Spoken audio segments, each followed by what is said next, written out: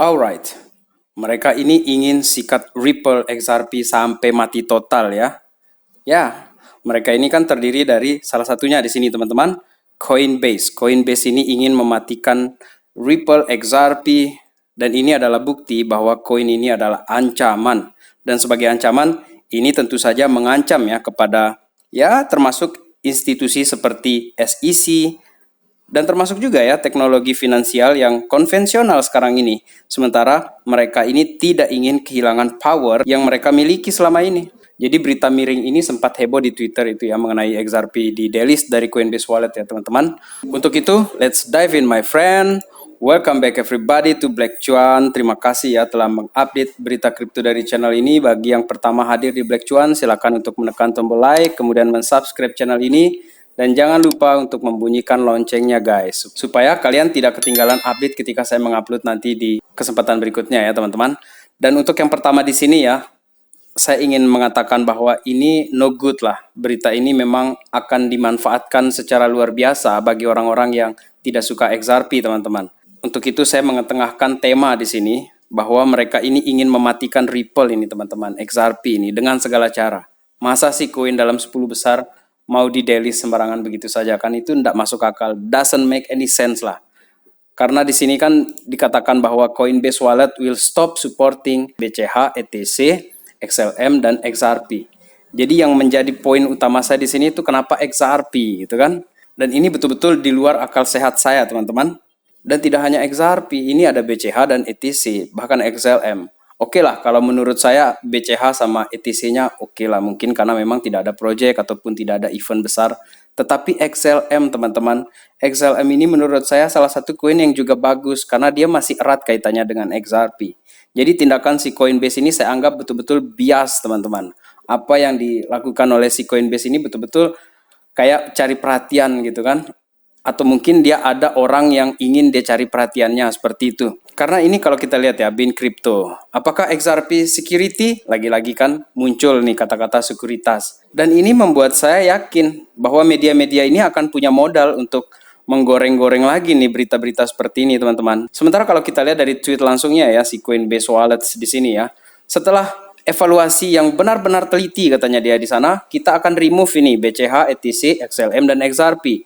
Dan ini merupakan evaluasi rutin mereka untuk memudahkan ya melanjutkan investasi itu di fitur-fitur yang menggunakan Web3 dan lebih aksesibel. Halo, XRP, XLM, ETC, BCH, Web3 guys, itu yang mereka bicarakan di sini betul-betul menurut saya tidak make sense. Bahkan oleh Bin Crypto tadi, tindakan ini dianggap mysteriously delist Ripple's native token.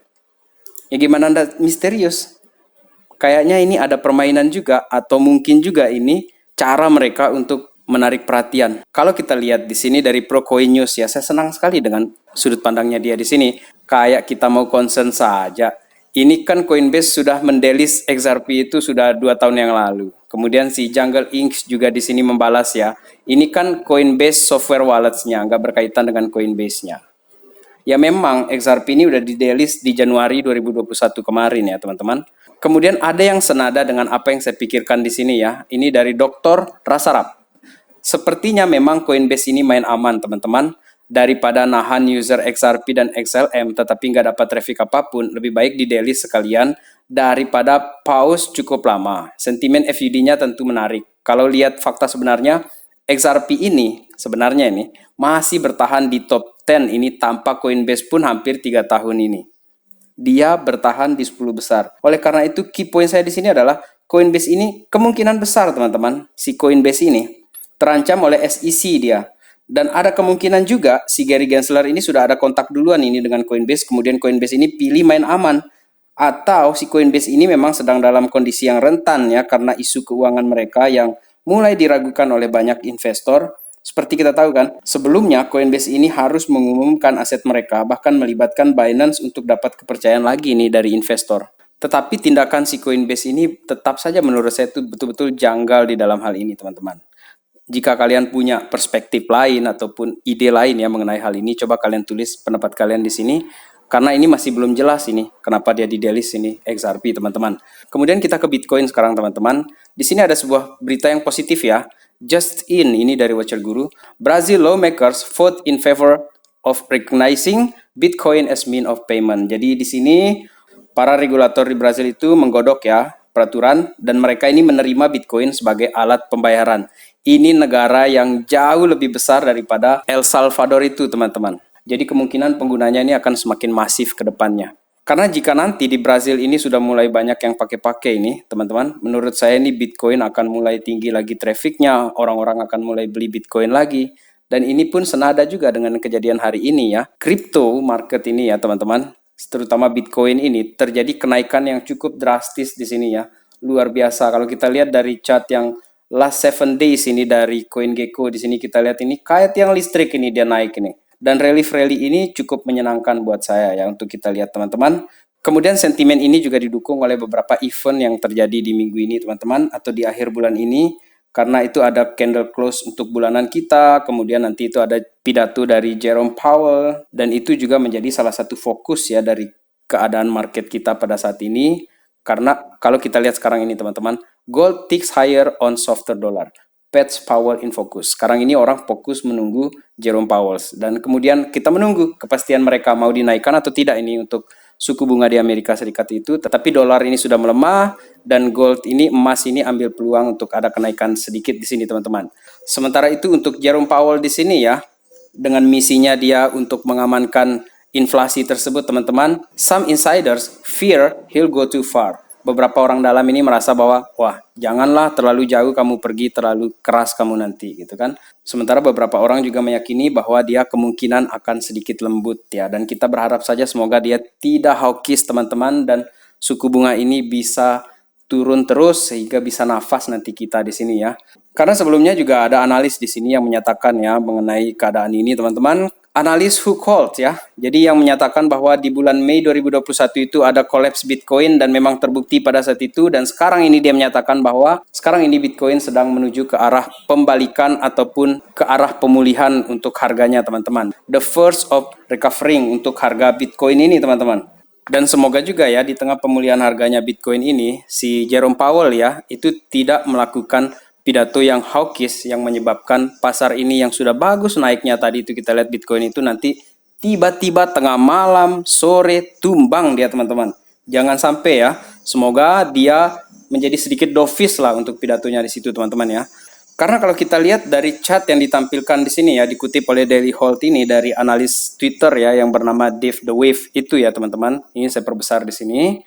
Untuk bulanannya di sini teman-teman, kalau kita berhasil nih nutup ini di confidence kita di atas 16.500, pokoknya di channel inilah, di channel uptrend ini, kalau kita berhasil nutup di dalam channel ini teman-teman, ada kemungkinan kita ada sedikit pantulan di sini nanti di bulan-bulan depan, dan itu saya berharap seperti itu teman-teman skenarionya, dan semoga itu yang terjadi teman-teman.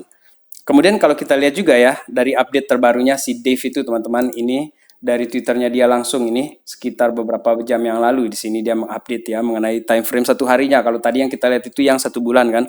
Di sini untuk channel ya, channel atau tunnel lah kita bilang, tunnel uptrend itu yang sebelumnya dia ini kan keluar dari channel ini dan sekarang dia regains lagi ya, bahkan sempat tadi itu di 17-an ribu dolar ya untuk Bitcoin itu.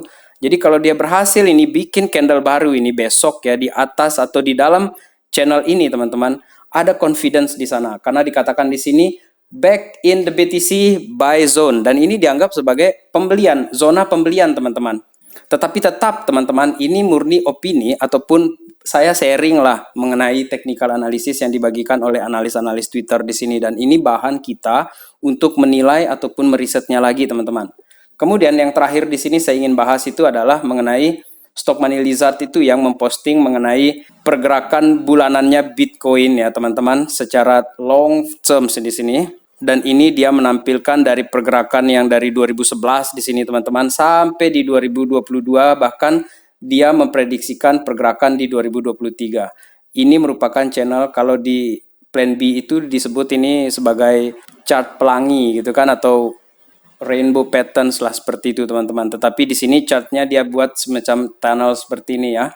Dan ini sudah merah ini teman-teman. Sekian bulan di sini merah Dan ini mirip dengan kejadian yang terjadi di bear market 2019 merah, kemudian ada kenaikan, dan di awal 2020 itu terjadi COVID crash di situ. Memang Bitcoin sempat tumbang di situ, tapi dia akhirnya naik di sini teman-teman.